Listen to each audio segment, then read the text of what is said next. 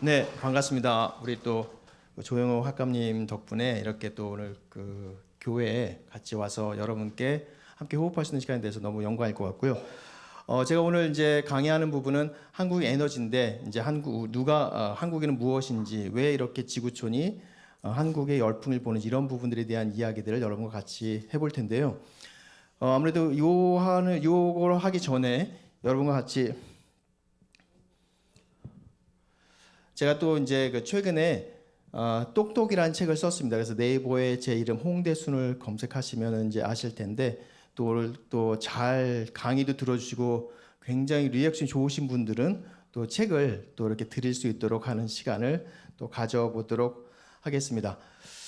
그리고 지금 우리 조영호 학감님 말씀 주신 대로 저는 이제 미국 보스턴에 있는 컨설팅 회사에 이제 주로 기업의 전략을 수립하는 부분들을 오랫동안 했었고 또 여러 그 대통령실 자문도 하고 또 제가 또 음반도 또 만들어서 뒷단에 또 소개도 해드릴 거고 또 최근에는 이제 우리 예능 기질을 좀 발휘해 갖고 보시면 백악관 이제 그 태권도 페스티벌에 제가 사절단을 가서 백악관 앞에서 태권도복 입고 이제 뭐 연주도 하고 했던 부분이 있습니다. 그래서 오늘 강의 시작에 앞서서 여러분께 연주 한 곡 들려드리고 그 같이 힘차게 신나게 그 강연을 한번 해보도록 하겠습니다. 괜찮으실까요? 네, 좋습니다. 네. 근데 워낙 아까 우리 선생님과 함께 노래 엄청 잘하시던데 그 제가 어쨌든 카우벨 연주도 들려드리도록 해보겠습니다. 지금 소개해드린 요 악기가 그 카우벨이라고 해서 보통 이제 한국어로 따지면 소방울입니다. 그래서 이런 소리가 이렇게 청량하게 나는 소리 이제 원앙 소리라고 해서 이게 독일, 스위스, 오스트리아 이런 쪽에서 많이 이제 좀 유명한 그런 악기라서 여러분께 오늘 악기를 먼저 연주 한 곡 들려드릴 텐데 오늘 제가 들려드릴 곡은 여러분들 행복과 건강 아주 인생에서 어메이징한 일들이 가득하도록 어메이징 그레이스를 여러분께 한번 들려드리도록 하겠습니다.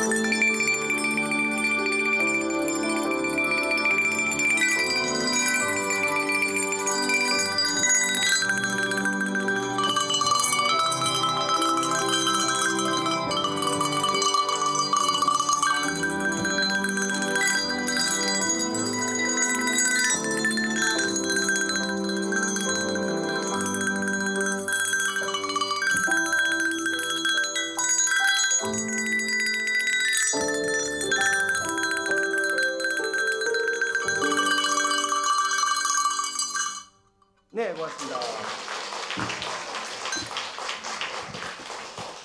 악기 소리 괜찮나요? 그렇구나. 알겠습니다. 좋습니다. 좋습니다. 나중에 또 끝나시고 이렇게 흔들어 보시고 하셔도 좋을 것 같습니다. 노래 하나 더 해드릴까요? 제가 그 미국과 이렇게 아시아에 또 이렇게 공연도 하러 다니는데 여러분 혹시 요들송 혹시 들어보셨어요? 다 들어보셨어요? 그러면 요들송 노래 하나 들려드리고 해보도록 하겠습니다. 강의보다 이게 더 재미있는 것 같긴 한데. 네, 알겠습니다.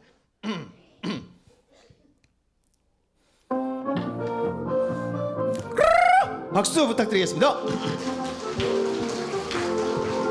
하이오레 요라라요 요라라요 아니요래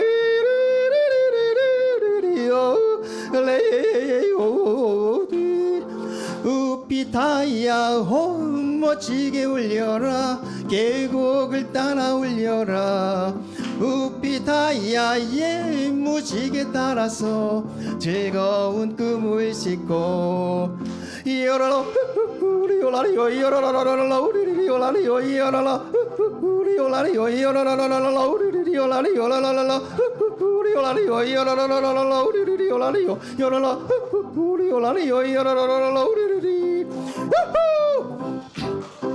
사랑하는 여러분 그 손을 잡고 춤을 춰 이 세상 행복 모두가 동신기 여러분 겁니다.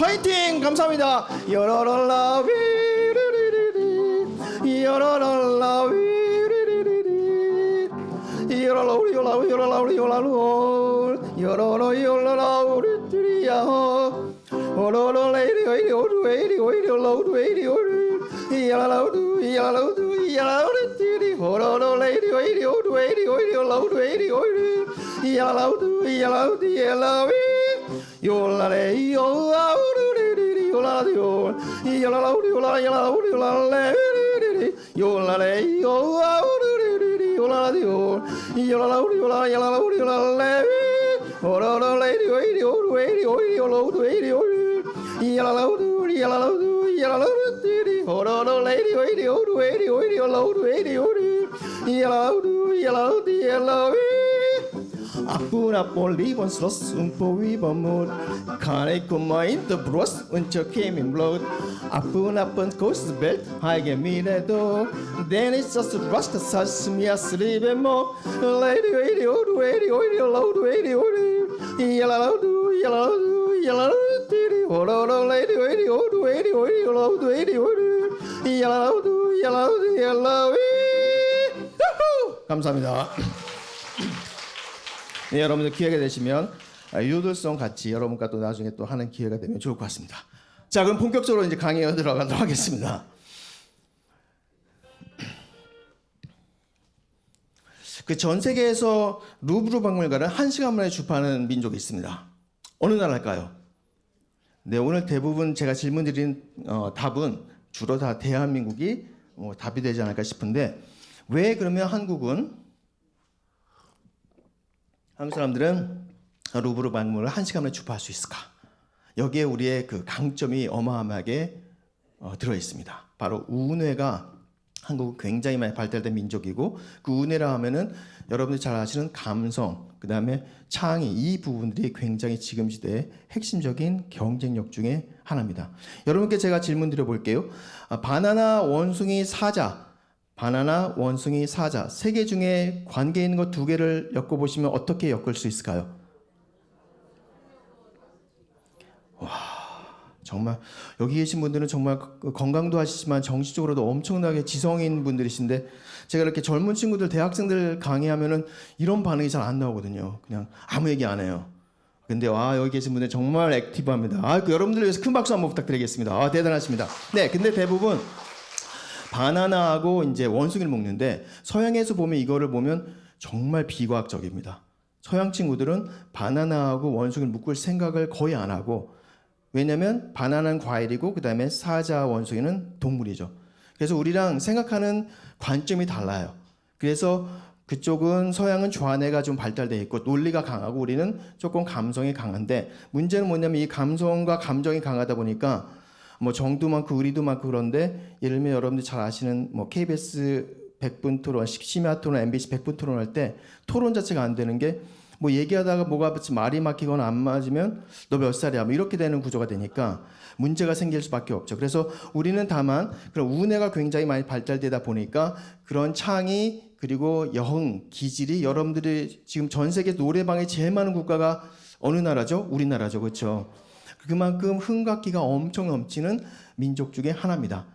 그래서 이런 부분들이 이제 끼가 지금 K-팝, 그다음에 K-뮤직, 그다음에 K-아트 이 부분들이 앞으로 계속적으로 더욱더 우리 전 세계를 흔들 거로 저는 보아집니다. 뭐 K-에듀도 그렇고 지금은 어찌 보면 서막이다라고 저는 보고 있습니다. 그래서 우리의 한국인의 기질이 더욱더 세계를 강타할 걸로 저는 예상하고 있습니다. 서울을 찾은 남인도 가족의 대화에서 흘러나온 낯익은 소리.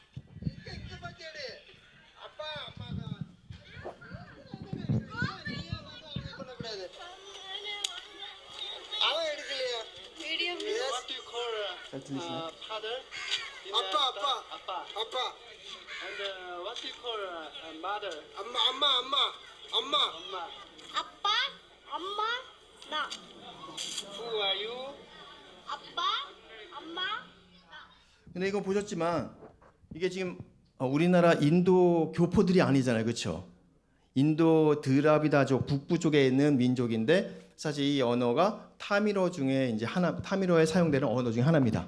근데 여기서 제가 오늘 말씀드린 부분은 막 우리께 소중한 것이 우리께 최고야 그런 어떤 민족주의나 국수주의는 아니고 정말 우리를 객관적으로 보는 눈이 필요하다는 걸 오늘 여러분과 같이 느끼는 그런 시간이 될 것 같은데요.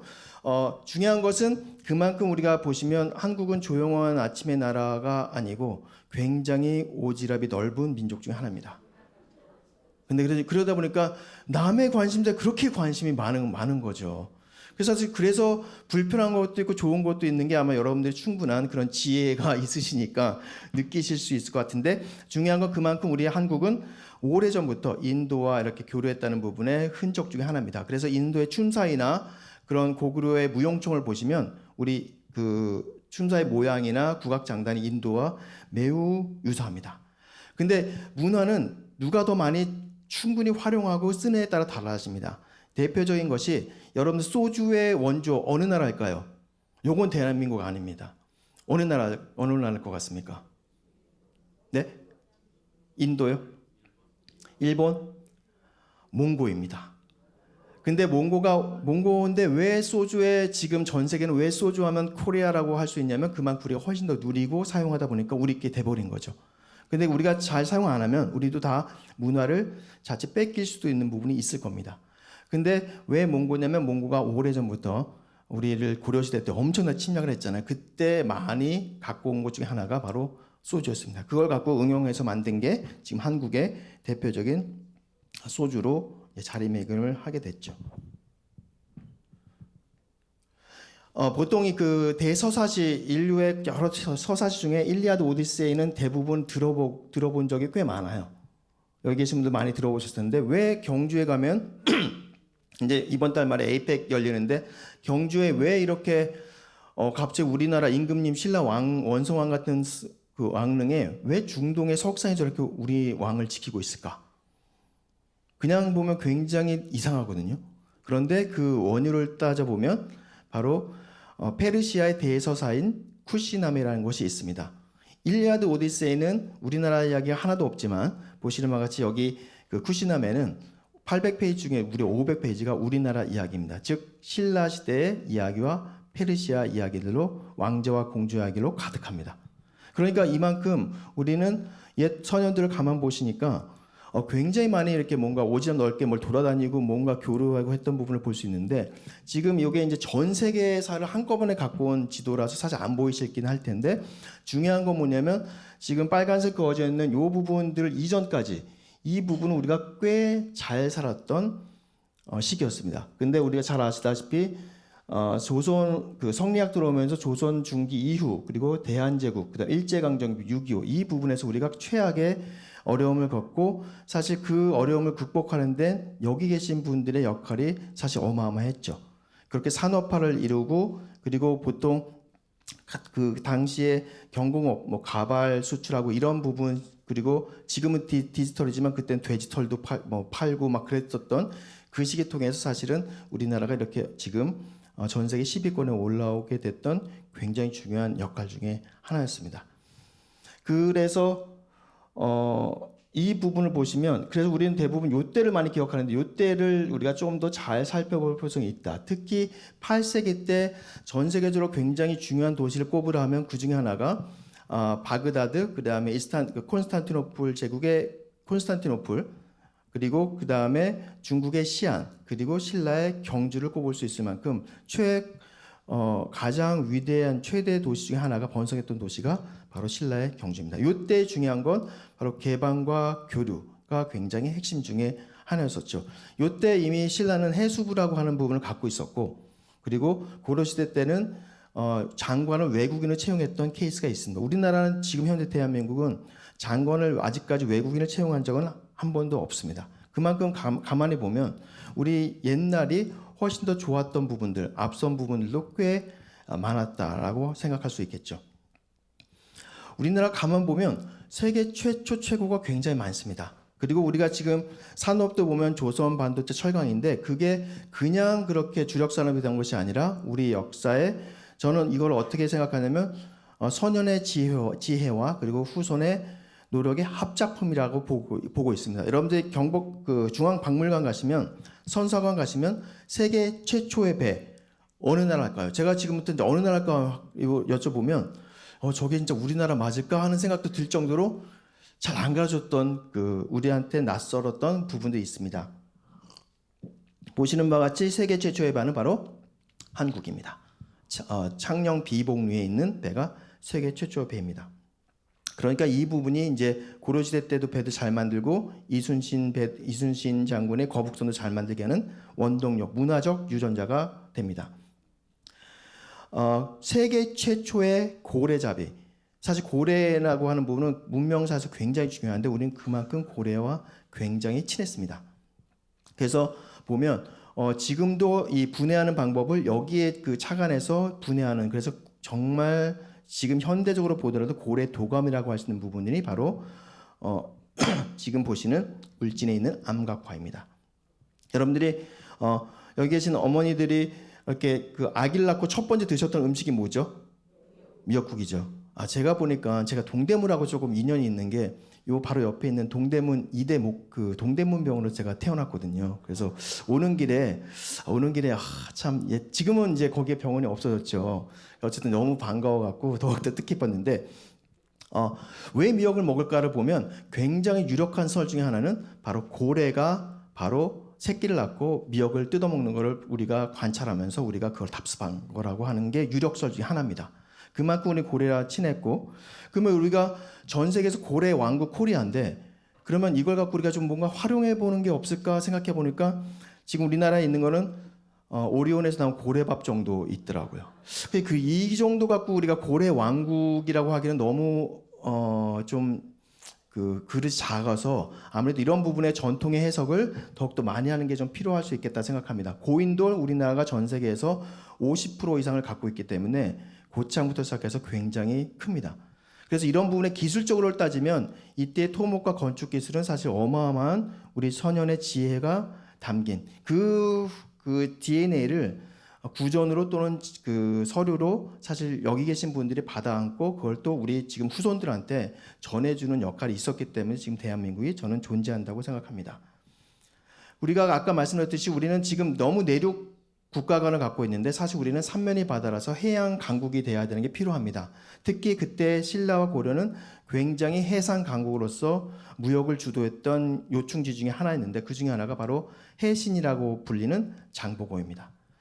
이것도 제가 이렇게 보니까 그러면 장보고 바다의 신 장보고를 갖고 우리가 뭐 해본 게 뭐 없을까를 해봤더니 우리나라에서 한 게 있는 게 뭐냐면 여러분들이 시장 볼 때 가시는 카트 그 브랜드가 장보고이더라고요. 그래서 장을 보고의 연어 유희를 이렇게 섞어서 이런 건 잘 만들어내는 기가 막히게 잘 만들어내는데 조금 거시기한 그런 느낌이 들죠. 너무 이 해신에 비하면 너무 위축된. 그래서 이 부분들을 받아내는 게 좀 필요하다. 미국에서 갑자기 이 지도 하나 때문에 어마어마하게 고고학자들이 깜짝 놀랍니다. 이게 도대체 뭐냐, 이게 어디서 나온 거냐 했던 부분인데 세계사에서 우리가 신대륙 발견한 때가 1492년이고 그 전에 우리가 포르투갈 디아스가 아프리카 희망봉 최남단의 희망봉을 발견합니다. 그게 세계사적인 기록이었어요. 근데 떡하니 이 지도는 1488년도에 세계사로 그렇게 인증되고 있었는데 이 지도는 1408년도에 제작된 거였습니다. 그러니까 80년 전에 제작된 거였는데 바로 아프리카 희망봉을 여기다 딱 표기하고 있었습니다. 그래서 이걸 보고 그러면 지도에는 우리가 표기를 80년 전에 했었는데 사람들은 포르투갈 디아스가 신대륙을 첫 발견했다고 알고 있었다가 완전히 그게 붕괴된 거죠.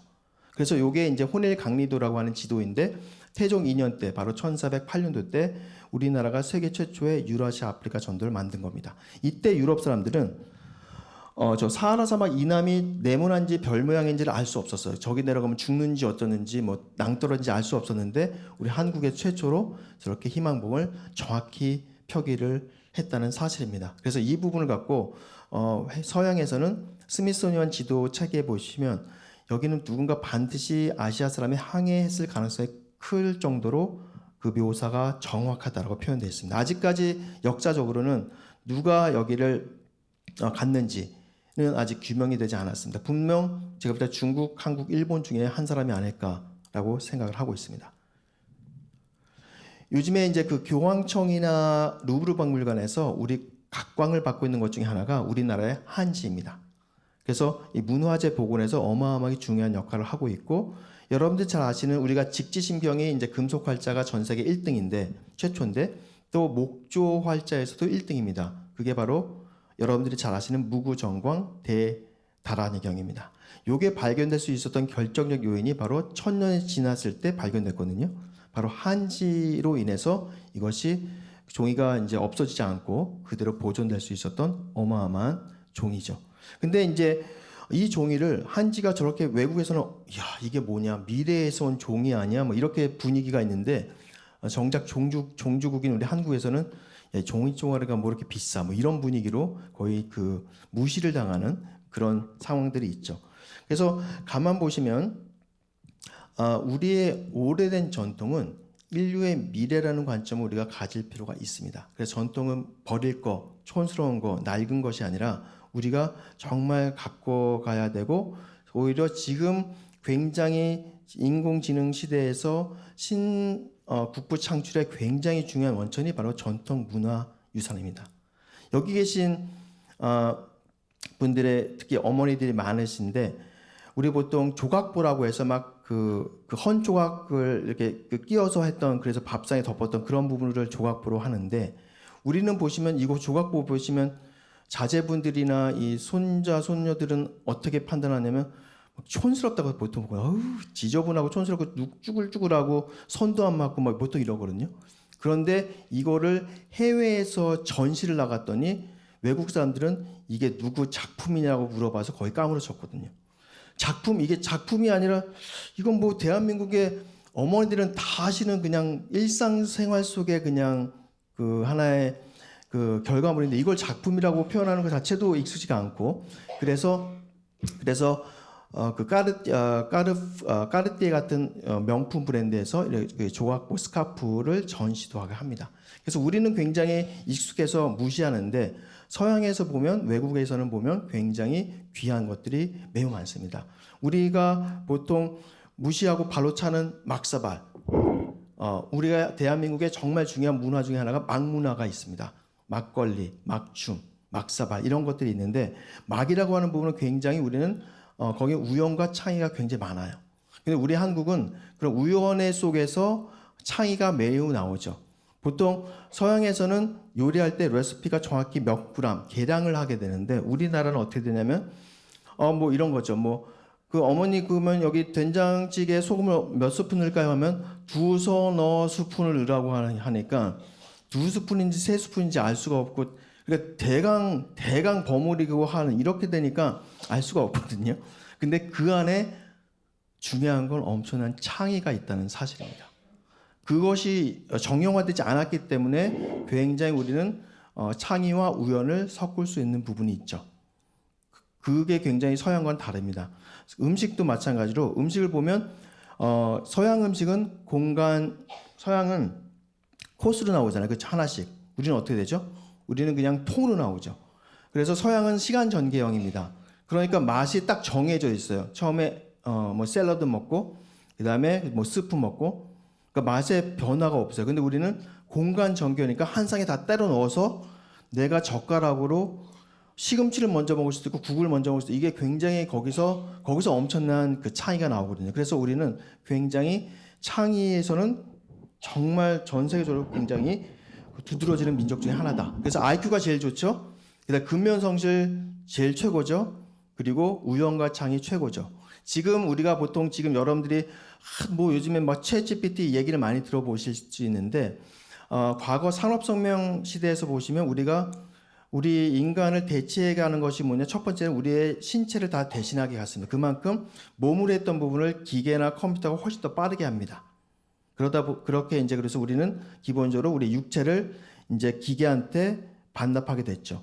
그러다가 이제 챗GPT나 인공지능이 나오면서 우리가 뇌만 남게 됐는데, 뇌에서 인공지능이 지금 챗GPT가 우리를 앗아가는 것 중에 하나가 바로 뇌 중에 좌뇌입니다. 즉 기계적 합리성을 우리 인간을 훨씬 더 압도할 수밖에 없거든요. 그 수많은 예를 들면 법조의 판례 또는 사례 이런 걸 다 우리는 알 수 없는데 챗GPT는 훨씬 빠르죠.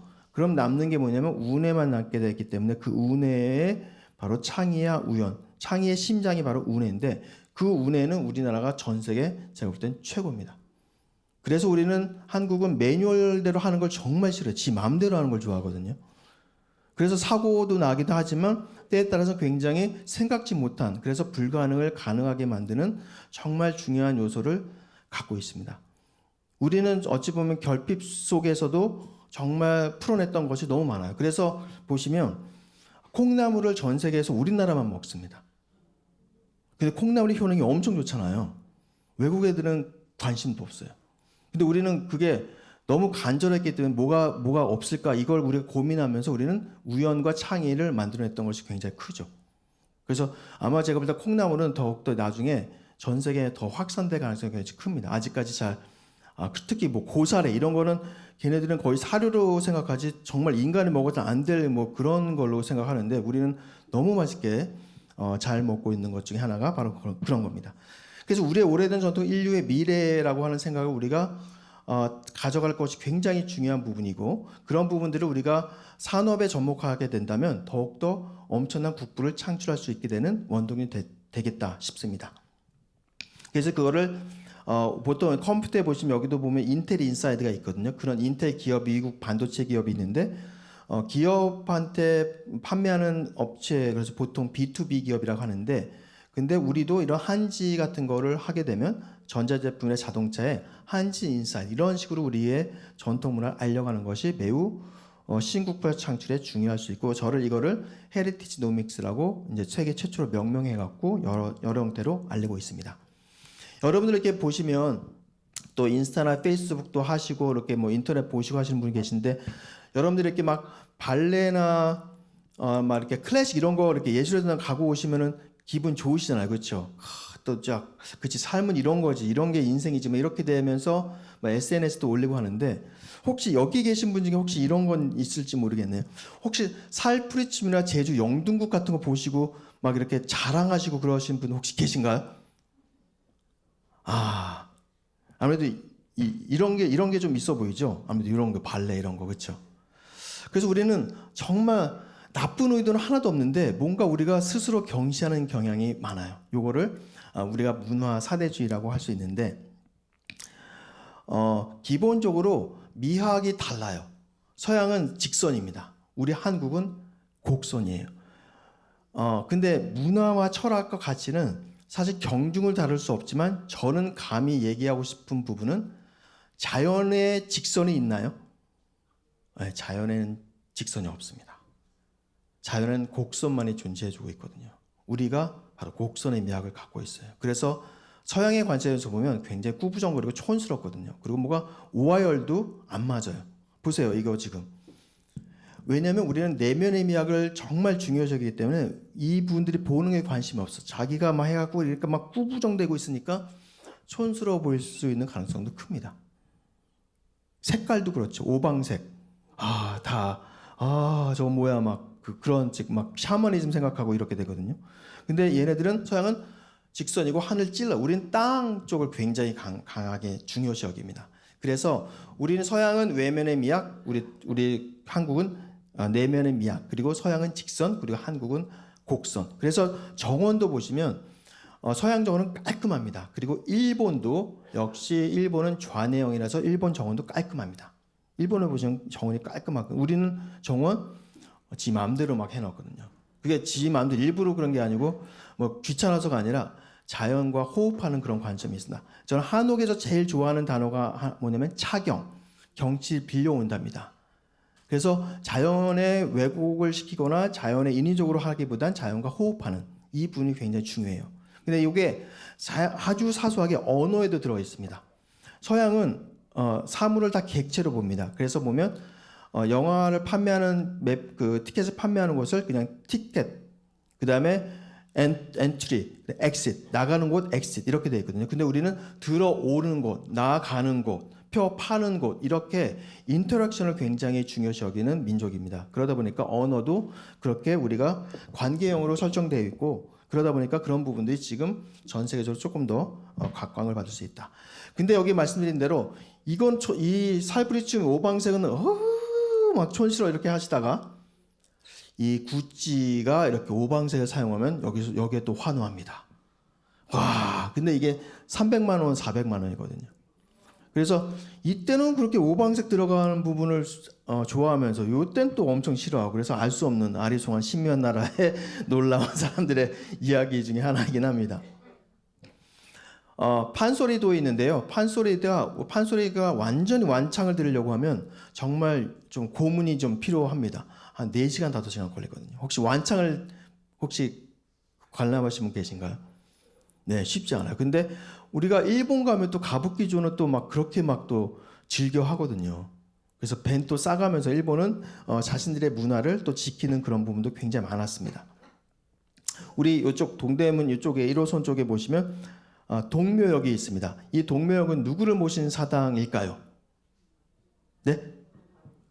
관우에. 네. 와. 근데 학장님, 학감 여기는 굉장히 공부하는 액티브한 시니어 분들로 구성되어 있고 최정예 부대인 것 같은데 지적 수준에 있어서 여러분들께 위해서 박수 한번 부탁드리겠습니다. 대단하십니다.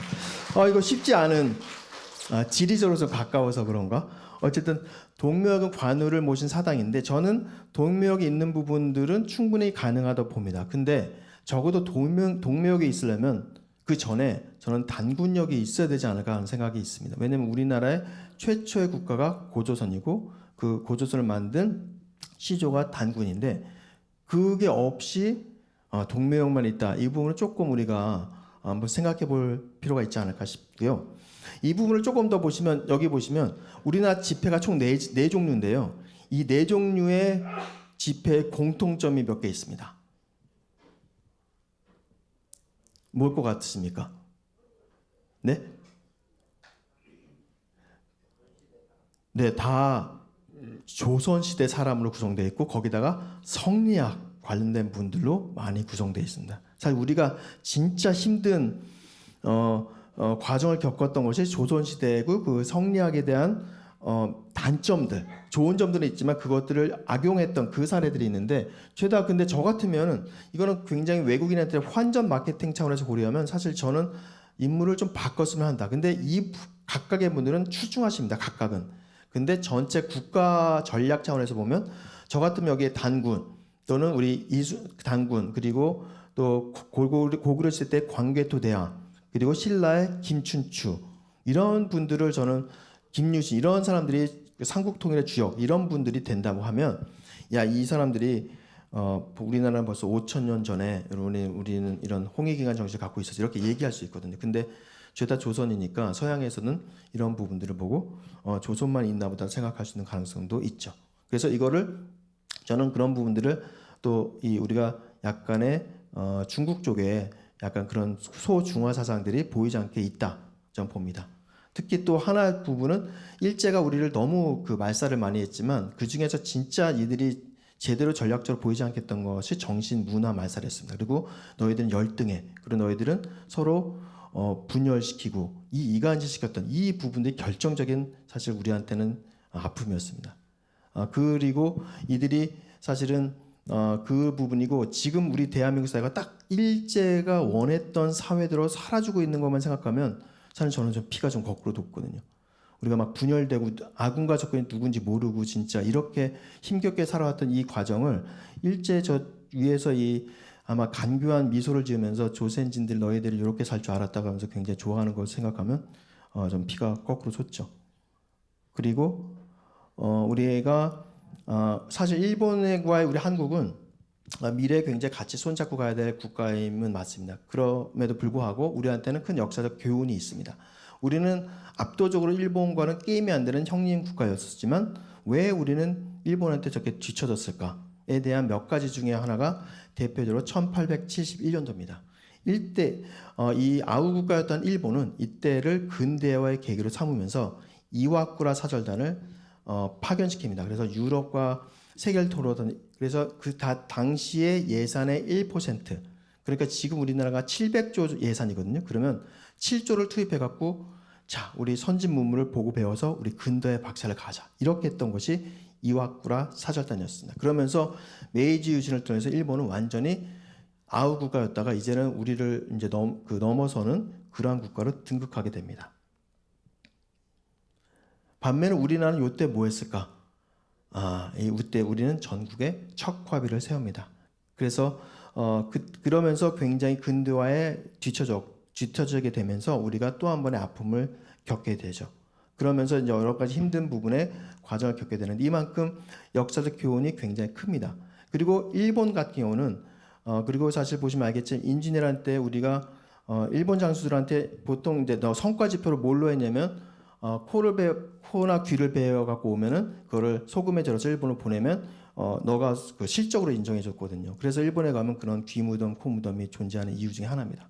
그걸 생각해 보면 사실 일본은 우리가 반드시 반일이 아니라 극일을 해야 될 대상이고 그리고 손잡고 가고 일본이 진짜 야 대한민국 정말 미안하다 이렇게 할 수 있으면 우리가 굉장히 부강하게 우리나라를 키우는 것이 저는 굉장히 중요한 부분이고 그냥 유니클로 뭐 내가 독립운동을 못해도 유니클로는 안 쓴다 이런 차원이 아니고 정말 우리가 어떻게 일본을 앞지를 수 있지 그 길을 할 수 있지 그게 우리 후손들이 선연 희생에 대한 화답이라고 저는 생각을 합니다.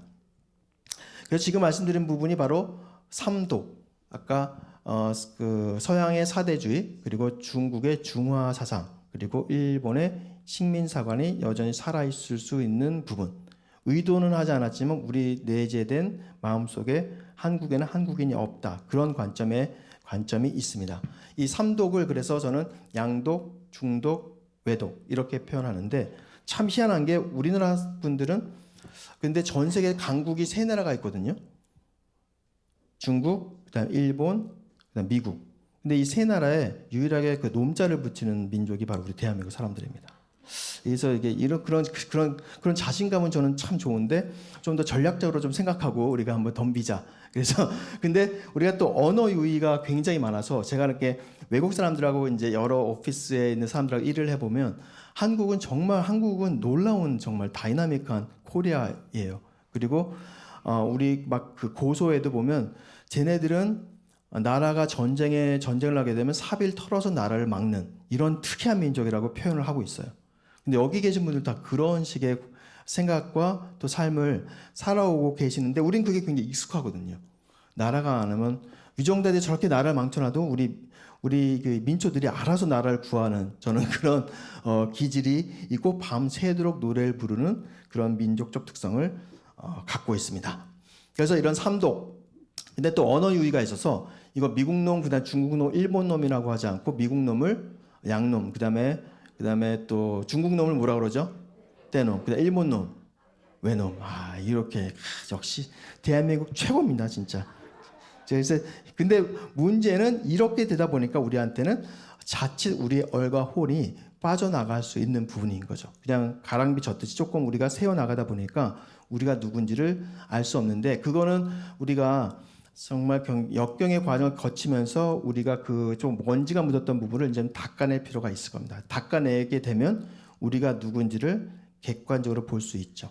예를 들면 이제 그 영화도 보면 그 미국 영화 중에 라이온 일병 구하기 같은 영화를 보시면 굉장히 스토리가 탄탄하거든요. 그래서 보통 그 영화를 보고 나오면 평가가 와 정말 미국은 일병 하나 구하려고 온 나라가 달라붙고 저 스토리가 어떻게 저렇게 단단하지? 막 이렇게 막 감탄하거든요. 근데 만약에 우리가 그런 영화를 딱 만들어서 개봉하잖아요. 그러면 어떤 평가를 내릴까요? 우리나라 사람들이 우리나라 영화를 국뽕 뭐 이렇게 되거든요. 그래서 저는 좀 더 냉철하게 얘기하면 우리가 제대로 된 국뽕을 해보지도 않고 국뽕을 얘기하는 것 자체가 조금 모순이지 않을까 생각은 있어요. 그래서 정말 진정한 애국심, 그거를 국뽕으로 표현하든 애국심을 표현하든 저는 그 애국심은 정말 고귀하고 정말 우리가 가져갈 정말 중요한 사회적 자본이 아닐까 저는 생각합니다. 그 우리의 이런 문화적인 유전자뿐만 아니라 우리는 태어날 때부터 어마어마한 무기를 우리 선현들이 장착해 주셨습니다. 지구촌 코리아 열풍의 뿌리는 바로 한국인의 에너지이며 비결은 신명과 신기입니다. 경영 컨설턴트인 저자는 흥과 끼가 넘치는 한국인의 기질과 유전자의 근원을 파헤치면서 한국은 자원 빈국이 아니라 정신 부국이라고 주장합니다. 우리의 정신을 갉아먹는 서양 숭배와 중화 사상, 일제 식민 사관에서 벗어나 후손에게 확스 코리아나를 물려주자고 제안합니다. 네, 저는 우리의 비밀병기 중 하나는 바로 2002년 월드컵에서 굉장히 잘 발현됐다고 생각합니다. 그것을 저는 이제 이 책에서 표현한 건 신명과 신기입니다. 이거는 정말 어마어마한 힘인데 1+1을 100으로 만들고 그리고 한 번 불 붙으면 걷잡을 수가 없어요. 바로 여기 계신 여러분들 그 기질과 똑같습니다. 그러다 보니까 정말 무소불위의 엄청난 상상치 못한 결과물을 창출할 수밖에 없고 그런 부분들이 어머니의 힘이고 또 우리 산업화의 주역분들이 같이 묶어낸 결과물들입니다. 이 신명과 신기. 근데 중요한 건 외국인들이 이걸 모방을 할 수가 없다는 게 우리한테 큰 장점, 경쟁 우위입니다. 이거 뭐 피를 어떻게 뽑아서 한다고 되는 게 아니라 보이지 않는 이 기운인데 이 기운은 제가 볼 땐 외국 사람들은 이 신명과 신기, 그래서 여기 뭐 붉은 악마 이런 부분이 있는데 그 신명과 신기는 정말 타고날 수밖에 없어요. 근데 우리는 태어날 때부터 그냥 타고나서 기질적으로 이게 굉장히 강합니다. 그래서 이 신명과 신기를 갖고 우리가 전 세계를 뒤흔들 수 있으면 저는 굉장히 한국이 많은 역할을 할 수 있다. 특히 한국은 개도국의 어머니이자 선진국을 경험한 유일무이한 국가 중에 하나입니다. 200개 국가 중에서.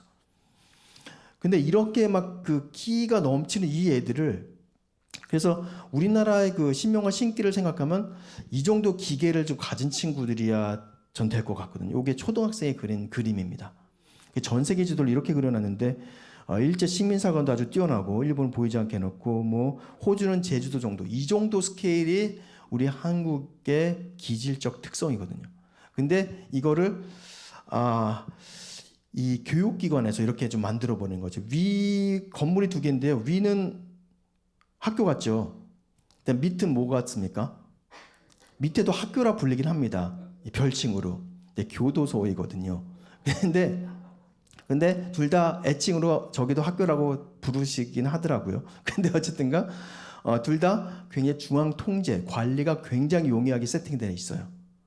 그러다 보니까 우리가 보통 학생들이 정말 이렇게 타고난 이 탤런트들이 있는데 그것들이 우리가 좀 표준화되면서 평균화됐던 장점은 있지만 탁월한 부분들이 우리가 눌리는. 그래서 아까 이 친구들 같은 경우 있잖아요. 이 친구 아마 이제 이런 그림 안 그릴 겁니다. 중학교 들어가서 너 아직도 그 타령하니 막 이렇게 될 수 있어서 그런 부분들을 이제 좀 극복하는 것이 저는 필요할 수 있다라고 보고 있습니다. 그래서 어찌 보면 저는 감히 말씀드렸지만 이거 맞히시는 분께는 제가 책을 우리가 드리도록 하겠습니다. 60년도 필리핀보다도 가나보다 가난했던 한국이 지금 전 세계 10등, 그래서 30, 50 클럽, 인당 국민소득 3만 불, 그리고 5천만 이상 되는 7번째 가입회입니다. 이거는 한강의 기적이 아니라 한강의 뭐다?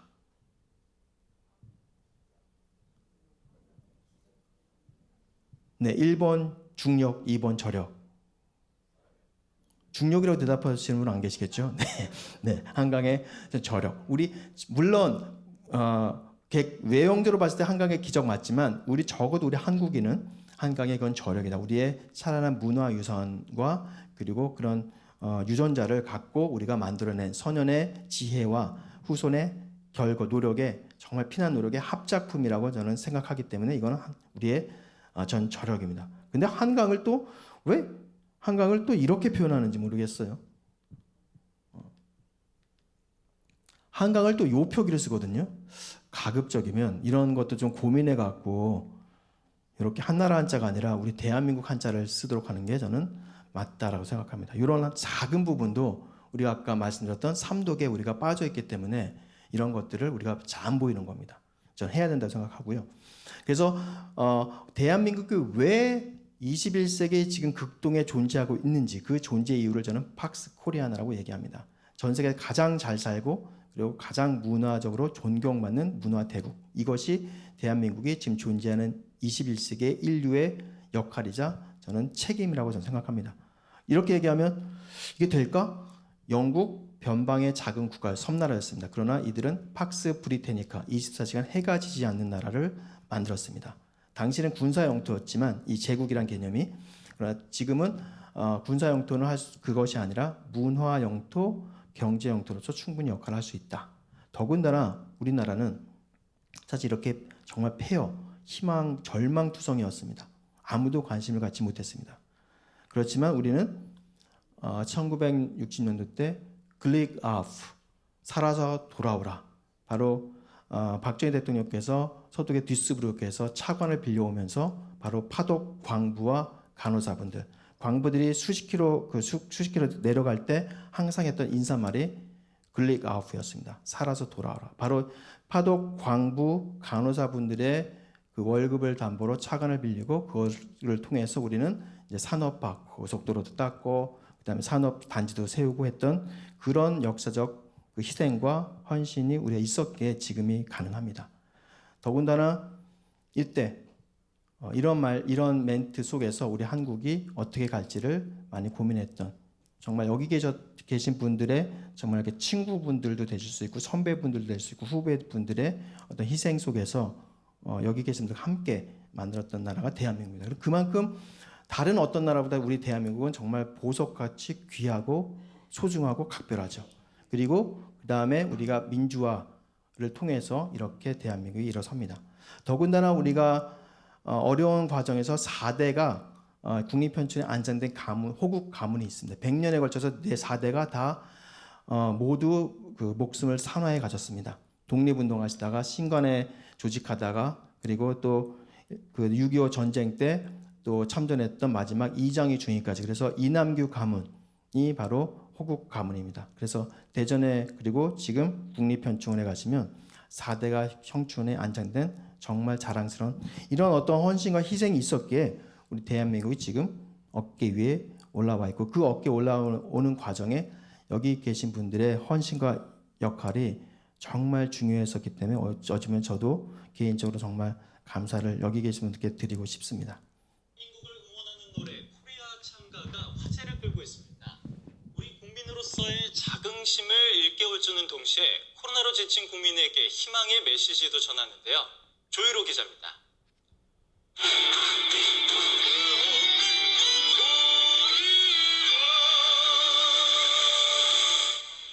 코리아 찬가는 대한민국 국민으로서 자긍심을 일깨워주는 노래입니다. 신명나는 멜로디와 진취적인 가사로 대한민국을 응원합니다. 어떤 의미 있는 자부심을 심어드리고 그 속에서 나 자신을 응원하고 또 타인을 응원하고 더 나아가 지구촌을 응원할 수 있는 그런 힘찬 어떤 에너지를 부여해드리면서 뮤직비디오엔 의리의 아이콘 김보성을 비롯해 가수 박상민, 대한외국인 안젤리나 다닐로바 등이 출연해 신나는 안무를 펼칩니다.